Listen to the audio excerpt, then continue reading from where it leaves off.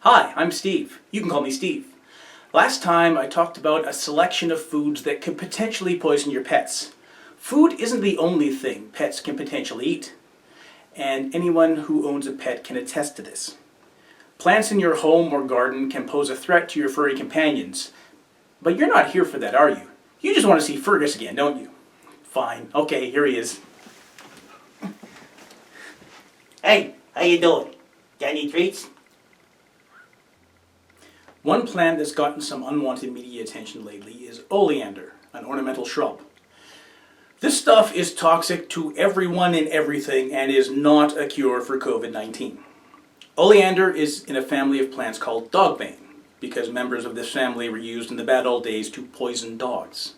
Fortunately, it's hard for dogs to poison themselves. The plant tastes extremely bitter, which makes anyone trying to chew on it stop chewing on it.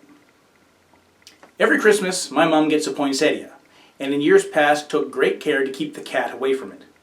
Many people believe that poinsettias are toxic, and so did I right up until I looked up poinsettia toxicity to write this segment. It turns out this belief is based on an urban legend from 1919 about a child dying from eating a leaf. And apparently nobody bothered to do any testing on it for another 70 years. Even people who should have known better, like the US Food and Drug Administration, blindly accepted this legend without doing any further investigations. That's one time the experts got it wrong versus thousands of times they got it right. No fatalities in humans or animals have ever been recorded from eating poinsettias, and any effects that did occur were very minor. You can stop worrying about this plant.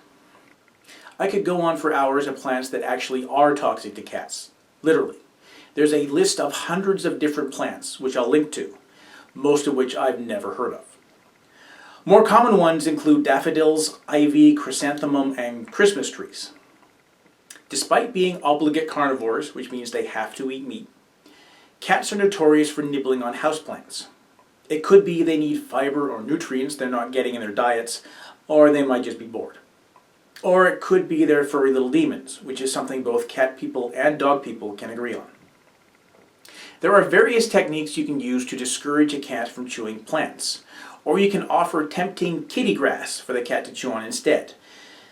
But you and I both know the cat is going to do whatever the cat wants to do, especially while you're not looking. Why, yes, I am a cat person. Why do you ask? I mentioned in the last video that birds should not eat rhubarb or tomato leaves. Honestly, it's a small miracle that anyone can eat rhubarb or tomatoes.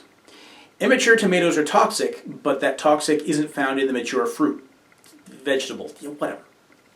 Tomatoes are part of the nightshade family, a collection of plants that's been used as poisons since forever, so it's surprising they're edible at all. Rhubarb leaves are toxic to all and sundry. The rhubarb stalk is reasonably edible, but has the downside of being rhubarb. It's best to keep tomato leaves away from all your pets as much as possible, and rhubarb away from everybody.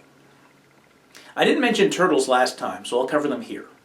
Turtle is quite a broad category. There are over 300 species of turtles and tortoises, but not all of those are kept as pets.